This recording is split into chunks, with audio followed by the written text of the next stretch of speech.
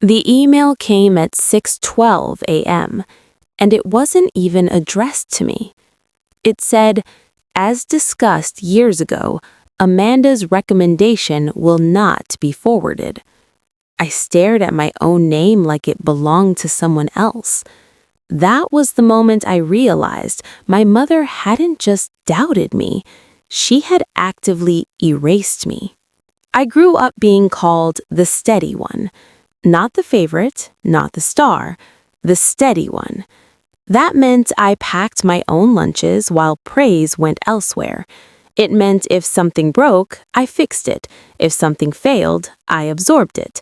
I was the child who didn't need watching, which quietly became the child who didn't need support. When my sibling wanted art classes, the family found the money. When I needed test prep, I was told I was naturally smart and would figure it out. I believed that was a compliment for years. By the time I reached high school, teachers leaned on me. I tutored classmates, I stayed late, I took on responsibilities adults were supposed to handle. At home, that translated to, "You'll be fine." I carried that identity into adulthood. Reliable, invisible, replaceable. The invitation came disguised as concern. My mother asked me to come home for a family reset weekend. Her words, not mine. She said she'd been organizing old paperwork and wanted to clear the air. She said she'd found documents related to my college applications. She said it was time to talk honestly. That should have been my warning. I booked the flight anyway, because I still believed honesty was something you could ask for and receive. The conversation didn't start privately. It started at a family dinner with relatives I barely saw anymore. Plates half full, glasses clinking, casual laughter. My mother stood up mid-meal and said, "Since we're all here, I think Amanda needs to understand why things turned out the way they did." The room went quiet. She framed it like a lesson. She said I had potential but lacked focus. She said some people were meant to support, not lead. Then she said it. That's why we redirected certain opportunities. It was best for the family. Redirected. I didn't raise my voice. I didn't cry. I asked one question. Redirected how? She smiled like I'd finally asked the right thing. I said very little after that. I started noticing things instead.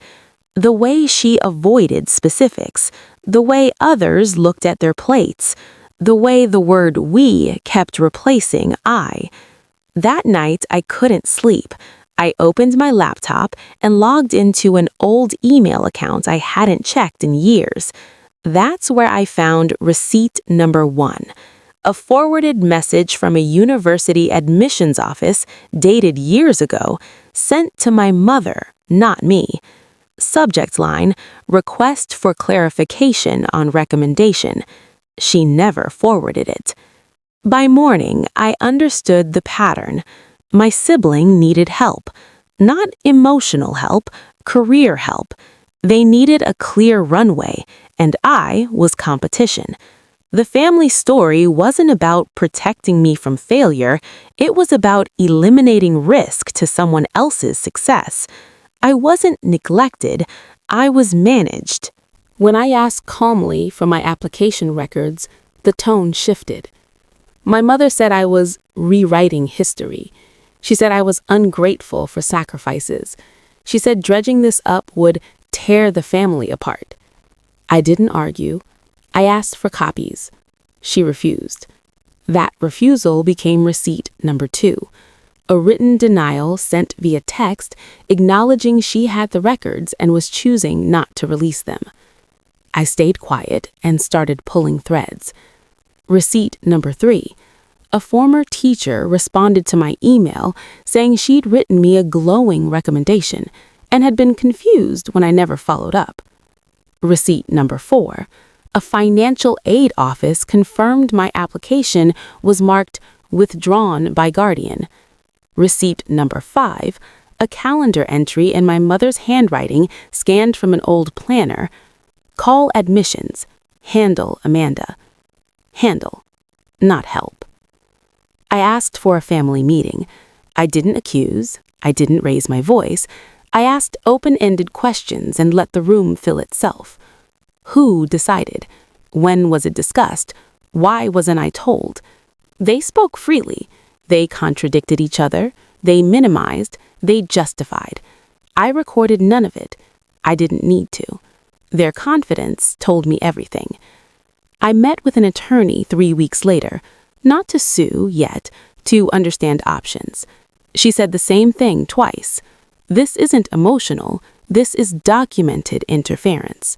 We sent formal record requests. What came back was receipt number 6. Certified copies of correspondence showing decisions made on my behalf without my consent. I didn't announce it to the family. I sent one email, attachments only, no commentary. The fallout wasn't dramatic, it was quiet. Relationships shifted, phone calls slowed, the narrative changed from family unity to misunderstanding. The legal process took months. There was no instant justice, but there were acknowledgments, written ones, and there was something better than revenge. There was clarity. I didn't cut everyone off. I cut off access. I stopped explaining myself. I stopped performing steadiness. I reclaimed the truth without begging for permission. The last thing my mother said was, I was trying to protect the family. I finally answered, you protected an image. I protected myself. And that was enough. Some betrayals don't break you. They show you exactly where you were never safe.